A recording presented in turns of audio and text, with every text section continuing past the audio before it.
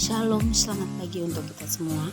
Perkenalkan, nama saya Nita Huan. Saya mahasiswa Universitas Niflat Cendana, Fakultas Keguruan dan Ilmu Pendidikan, Program Studi Bimbingan dan Konseling. Sekarang saya semester 5. Baik, kita langsung saja ke pembahasan materi kita hari ini, atau UAS atau Ujian Akhir Semester. Mata kuliah bimbingan dan konseling belajar. Baik, judul materi atau topik yang saya ambil adalah tujuan bimbingan konseling belajar.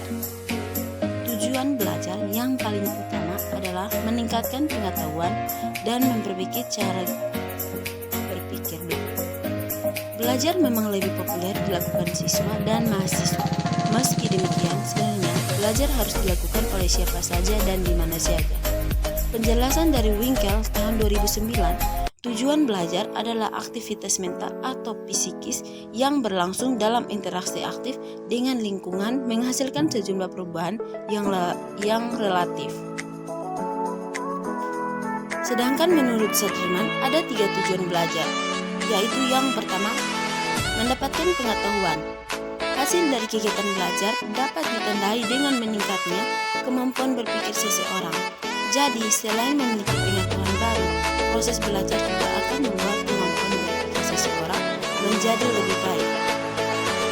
Dalam hal ini, pengetahuan akan meningkatkan kemampuan berpikir seseorang, dan begitu juga sebaliknya. Kemampuan berpikir akan berkembang melalui ilmu pengetahuan yang dipelajari. Sedangkan yang kedua, penanaman konsep dan keterampilan. Keterampilan yang dimiliki setiap individu adalah melalui proses belajar. Penanaman konsep membutuhkan keterampilan, baik itu keterampilan jasmani maupun rohani. Dalam hal ini, keterampilan jasmani adalah kemampuan individu dalam penampilan dan gerakan yang diamati.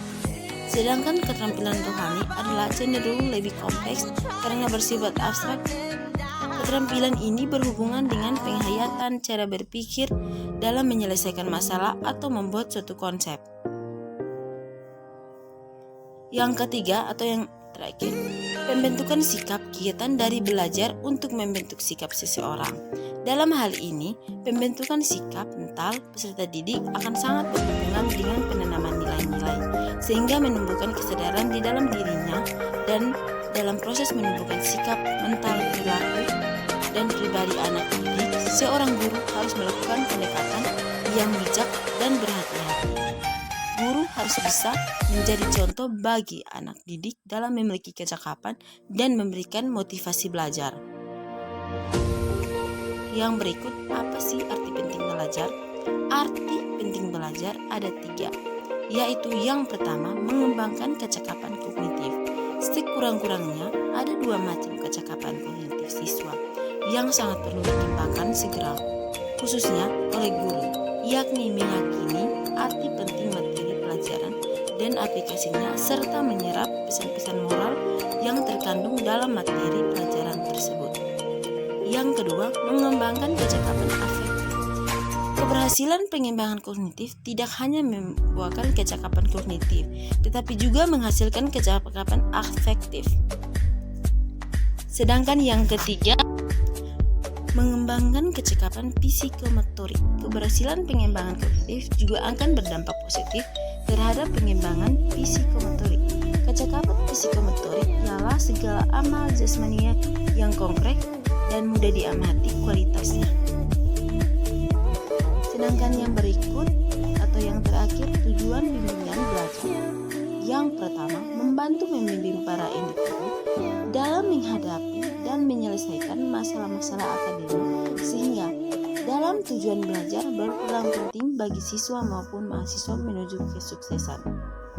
Yang kedua, masalah-masalah akademik, pengenalan kurikulum, pemilihan jurusan, belajar, pencarian serta sumber belajar, di mana murid memiliki pengetahuan yang tinggi tetapi tidak dapat memanfaatkan secara optimal, dan kurangnya motivasi belajar, di mana murid merasakan bosan dalam pelajaran di kelas.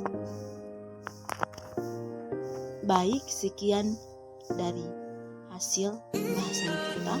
Sekian dan terima kasih. Salam, selamat pagi.